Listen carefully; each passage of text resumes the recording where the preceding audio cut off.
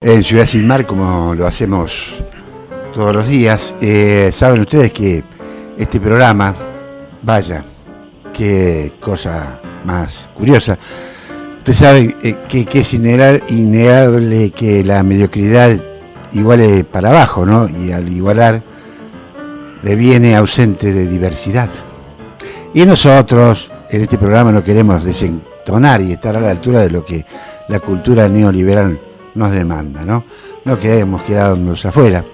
Para eso tenemos un asesor espiritual, un hombre que piensa, que nos ayuda en esa tarea, para que no fracasemos. Estamos en línea con el licenciado Pastor Montoya. ¿Cómo le va, querido Pastor? ¿Cómo andan? Acá no sé cómo haríamos para pensar para abajo, eso lo que vos decís, como de la mediocridad hacia abajo.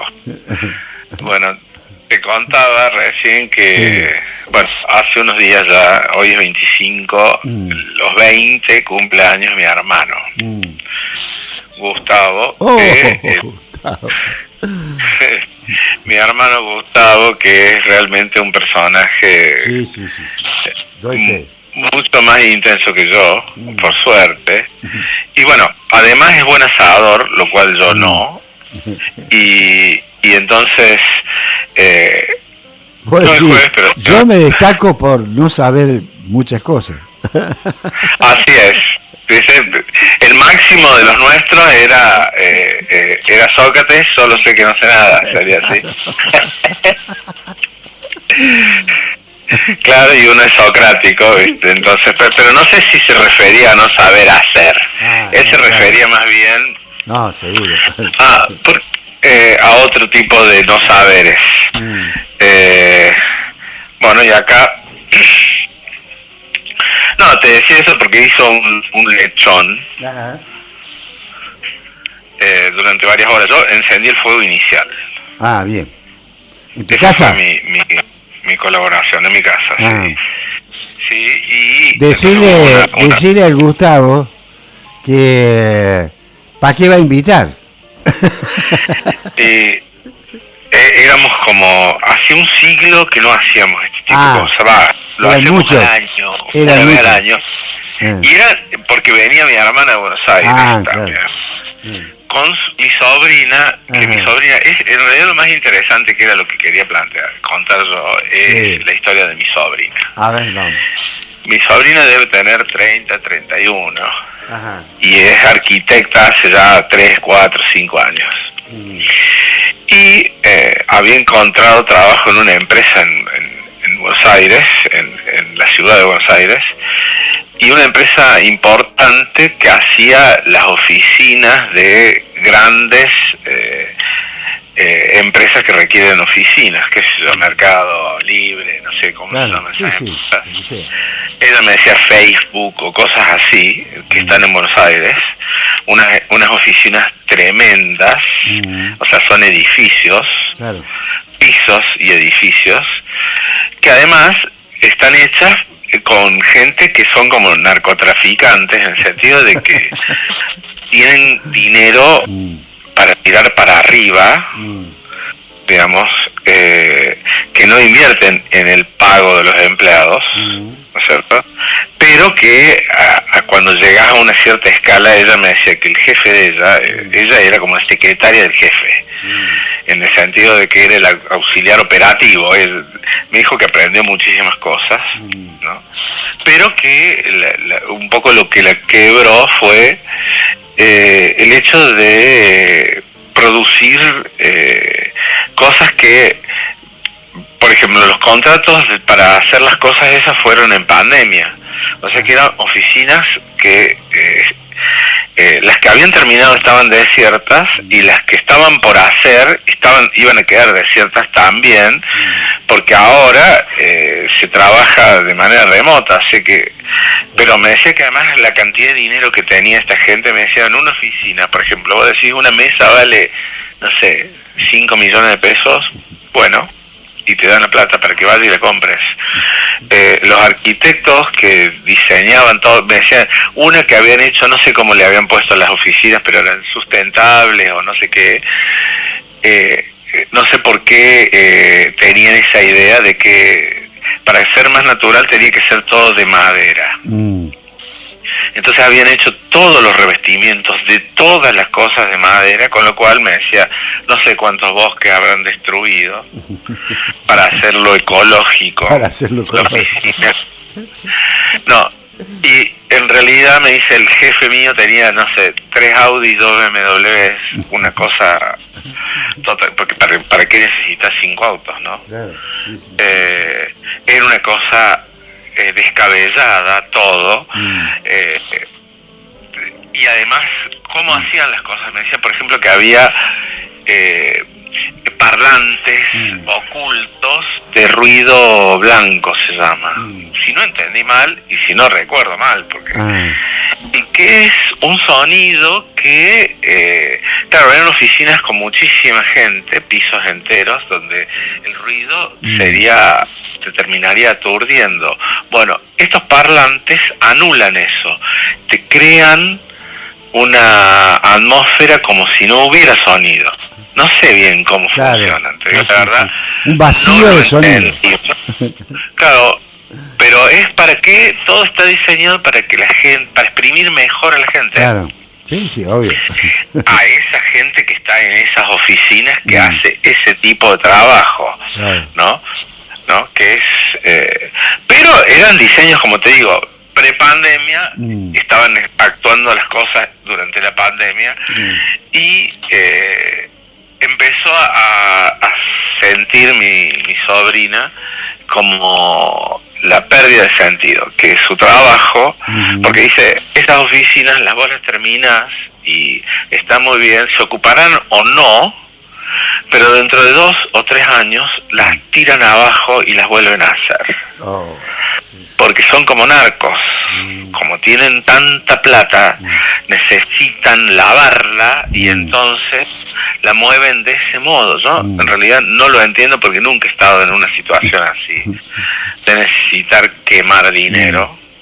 No sé ni por qué uno podría querer hacer algo así, ¿no es cierto? A menos que fueras como ¿viste el estafador? Hay una estafadora de Perú que me aparece en que vendió una chica de 18 años. Vendió entrada falsificada por internet, qué sé yo, y huyó. Entonces estafó a 7.000 personas. Unos buenos manguitos. Sí, son unos buenos manguitos y están en Europa.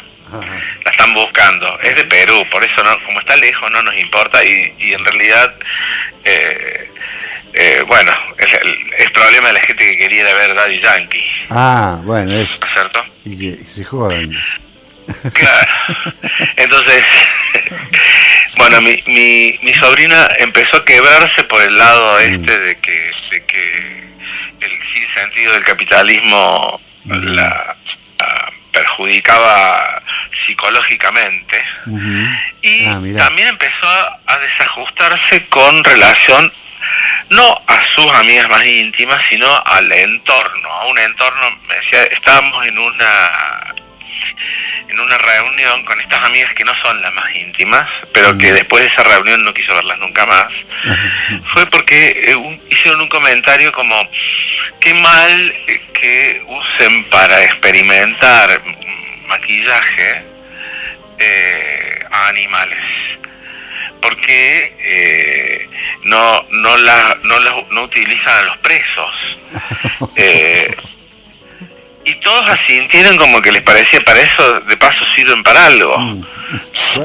Y entonces estuvieron de acuerdo, les pareció bien experimentar no con animales pobrecitos, sino con los presos, ¿no? Y ese era como el sentido común de esa gente, y ella dijo no. Entonces, a pesar de estar en una situación cómoda, vivía en un departamento que le han dado, pero bueno, y tener un salario, novio, y estar en carrera, ser profesional, mandó todo el carajo y se fue a trabajar a un hostel en México. Y Y entonces me decía, allá es como una cosa, uno tiene licuadora y el que la necesita se la pide y otro, y en realidad usan sus dineros o lo que van ganando, qué sé yo, la gente, viven de una manera más comunitaria, de una forma de más bajo consumo, digamos, pero, no sé, a la tarde hacen buceo. Ah, mira, claro. Claro, ¿no? Van a la playa, hacen buceo, es una vida de... Cabello tiene 30 y algo, ¿no? Pero hay tipos... ¿Y tu sobrina es hija de quién? De mi hermana. Ah, de tu hermana, bien, sí, ahora sí. De mi hermana. Sí, aparte, mi hermana tiene 2 hijos, uno es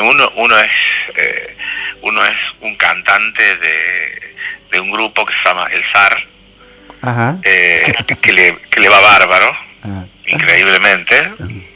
Pensábamos nosotros de qué iba a vivir este hombre, este chico en realidad, y le va bárbaro, porque además es medio productor de espectáculos y qué sé yo, y compone música y vende para propagandas, o sea, está totalmente asimilado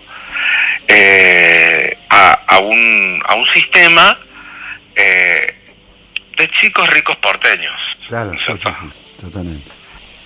¿No? Que él actúa en México y le va bien en México, o sea, no sería irle, no es Coldplay, no es nadie ni muy conocido, ni siquiera en la nueva generación, que es donde él está, él pelea ahí un lugar, digamos, pero aún así yo lo que veía de los chicos músicos acá en Córdoba la pasan mucho peor. Y tienen muchísimas menos alternativas, ¿no es cierto? Se va a grabar. ¿Cómo se llama el grupo? El Zar. El Zar. Se llama. El Zar, como el Zar de Rusia, ¿no? Así el Zar. Y tienen Spotify, tienen algunos seguidores, algunos videos musicales. Bueno, pero lo que yo decía, el hermano músico y ella con este quebranto existencial, que era la profesional y que de pronto hizo eso. Y yo le decía, mira, es mucho mejor que te hayas ido a México a hacer algo que te guste y que te cause placer y no estar internada en un psiquiátrico. Claro. ¿No? Porque donde iba ella se sentía muy angustiada, muy deprimida, no encajaba en un ambiente de gente acomodada de Buenos Aires, estoy hablando, ¿no? Es decir, ella tiene otra sensibilidad, una sensibilidad que se le vuelve insoportable, la vida común, porque la vida común de la gente de su clase, porque le parece todo sin sentido o algo así, entonces decide, todavía no encontró el rumbo, lo está buscando, porque tampoco es que va a vivir toda su vida atendiendo un museo, creo que estaba haciendo un museo de no sé qué, atendía y en un hostel. No creo que esa sea su vida en definitiva, pero explorando alternativas, algo se le va a ocurrir. Y yo pensé que era un buen ejemplo de algo, viste que yo había estado hablando del deseo. Del deseo y el placer, y entonces estaba hablando con un amigo muy católico y me mandó algo que dice el Papa. ¿Viste? El Papa es sin que nos demos cuenta, el Papa es un extravagante. Sí, claro. ¿Cierto? Porque va al norte de Canadá y se pone un atavío de los pieles rojas de allá, ¿cierto? De los pueblos originales de allá. Uno puede decir, bueno, ¿qué mérito tiene eso? Sí, pero no lo había hecho nadie nunca antes de su iglesia. Y es un posicionamiento, no, por eso lo odia la derecha de la iglesia. Bueno, Y este amigo mío me dice, mira, vos sos papista. Yo le digo, no, él debe ser, porque dice que el deseo, un artículo que ni abrí, pero el título era así como que el deseo es una orientación importante. Es decir, es cierto que vos no es que el deseo sin razón, porque vos podés tener deseos perversos, ¿no es cierto? Podés estar torcido por alguna historia, alguna cosa que te pasó. No es que vas a dar rienda libre a tus deseos, pero en tener claro qué es lo que querés, es una tarea que es mejor que uno. Pues yo decía, lo que me resultaba admirable de mi sobrina es que ella se bancó mandar todo el carajo que hay que tener. Bueno, vos lo has hecho, yo no. Por ejemplo, a mí cuando yo tenía 20 años, mi padre me había conseguido un trabajo en el Tribunal de Cuentas y mis amigos se fueron a Alemania, con una mano atrás y otra adelante, para hacer vida de lumpen en Alemania. No sabían ni de qué iban a vivir y había uno que sabía hablar alemán porque había estado de intercambio. Y yo no me animé. Sí. No me animé a dejar todo. Toda la comodidad. Entonces, bueno, no era tan comodidad, pero la proyección pequeño burguesa que yo ya por entonces tenía. Claro. Y que mis amigos, al final, uno de ellos me siguió después, 3, 4, 5 años después, también hizo una vida pequeño burguesa y ya es un docente jubilado, ¿no? Porque es un poco más grande que yo. Pero bueno, digo, hay que tener, de mi familia, la primera que ha tenido ese tipo de valor de sacudirse los mandatos familiares o qué sé yo, claro. Bueno, es ella. Y a mí lo que me parecía es que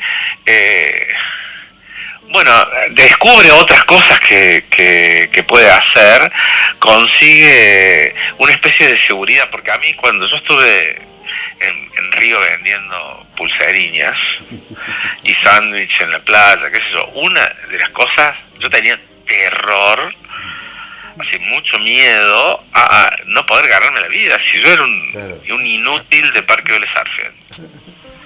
O sea, es decir, nunca había ganado una moneda. Me acuerdo un tío o algo así me decía que yo vivía porque el aire es gratis.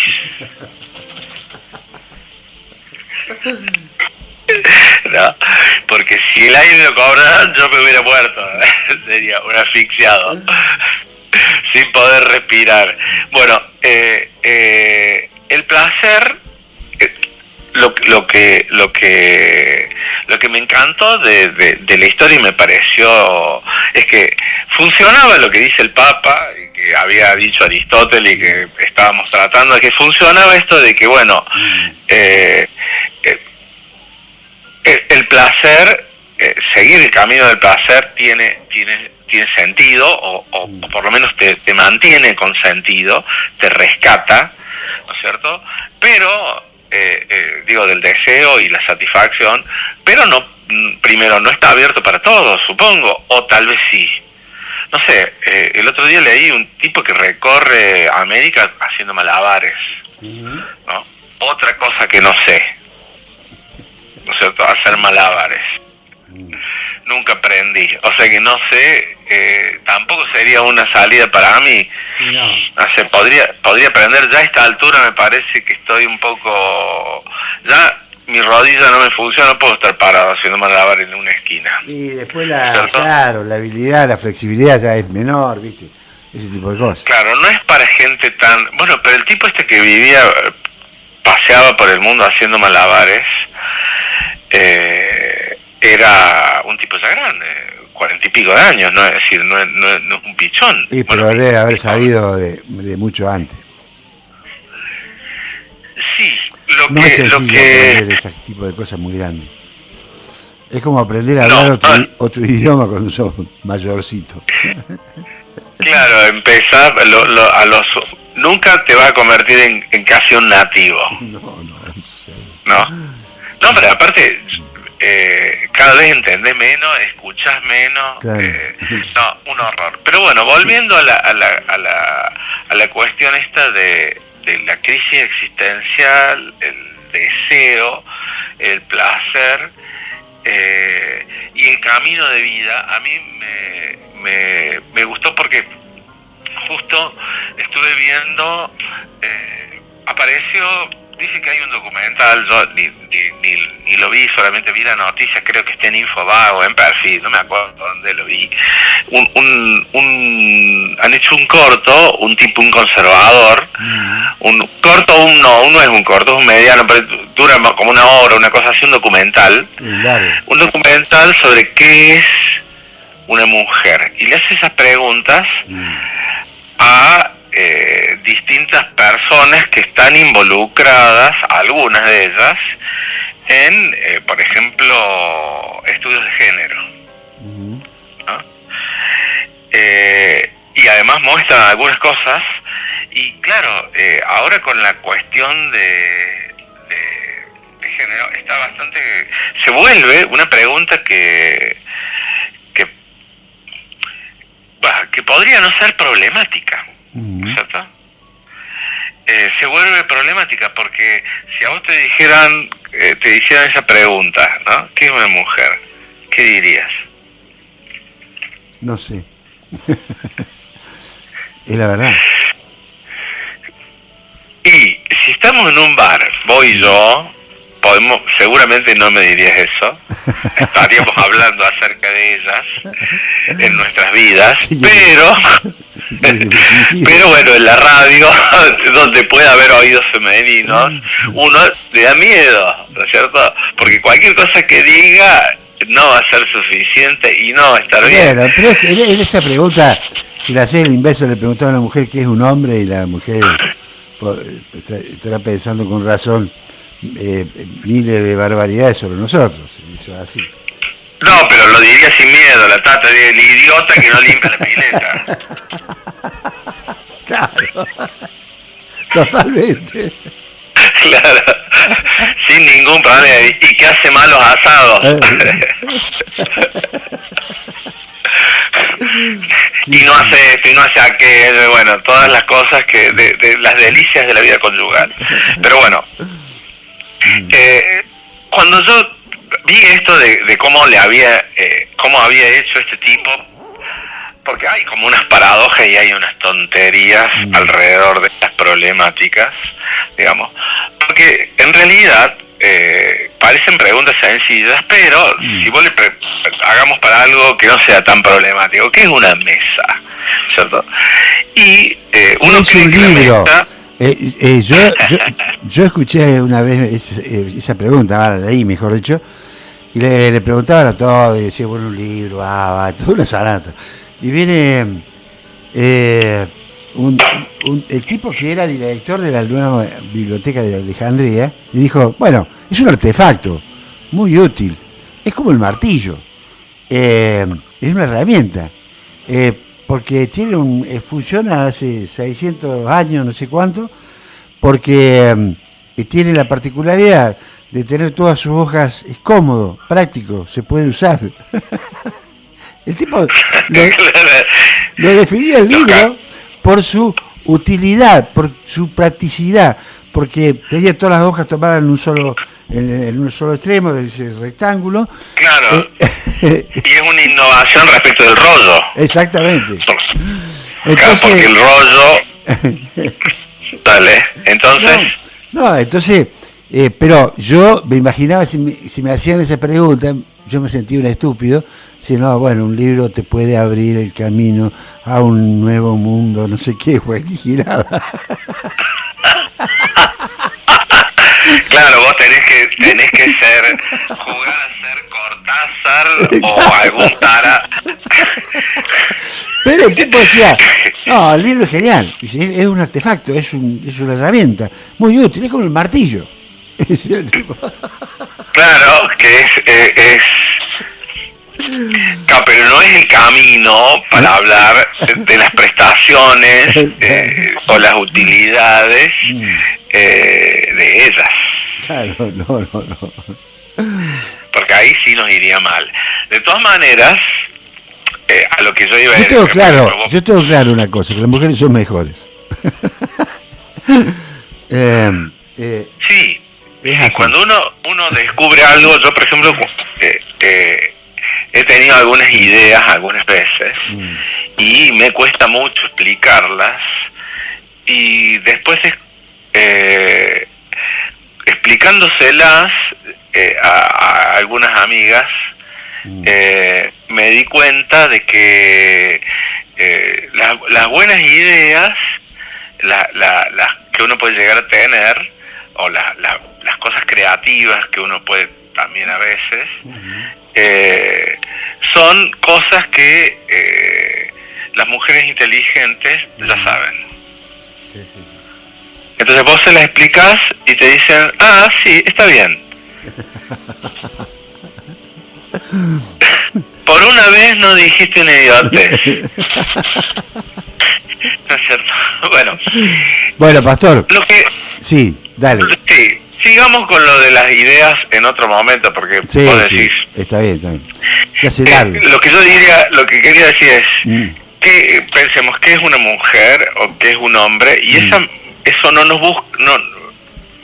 ¿Qué tipo? Pensemos primero en la pregunta. ¿Qué es lo que pide alguien que hace esa pregunta? Claro. Porque no está confundido entre dos cosas y te está diciendo cómo las diferencio yo a estas dos cosas. ¿Qué es lo que está pidiendo? ¿Qué es lo que... Vos, por ejemplo, te sorprendió porque un libro... cuando el tipo dijo se refirió al libro, no se refirió a la obra escrita. Claro. ¿No es cierto? Porque es verdad que el libro es el soporte de una obra. Claro. Y vos hubieras hablado de la obra, no del soporte. Claro. Físico sería así. Sí. Bueno, físico boludo, digamos. Claro. Que es una mujer y hay la disputa entre los roles de género que se le atribuyen y de los que puede renunciar o interpretarlos de otro modo o alterarlos y seguir siendo una mujer, y entonces se vuelve una cuestión en disputa, porque también hay otros que no pueden, algunos de esos roles no podrían llevarlos a cabo, no podrían, por ejemplo, pero sí se sienten o quieren ser reconocidos como mujer, y entonces en realidad es una trampa el planteo de la pregunta. Es una trampa porque moviliza cosas diferentes y que en realidad no tiene, puede resultar confuso, porque es como la confusión esta que voy a decir, en realidad no existe la confusión, porque nadie se confunde entre las hojas y las tapas duras. Es decir, escribí un libro y tiene tapas duras. Es ridículo, ¿no es cierto? Escribí un libro acerca de qué. Escribiste un libro, no importa si tiene tapa dura o no, eso es una cosa accesoria, ¿no es cierto? Bueno, a eso voy, tal vez el martes que viene, si nos acordamos. Si nos acordamos. A la cuestión de la idea, las palabras y las cosas. Un abrazo, Omar, y feliz semana para todos. Muchas gracias, querido pastor.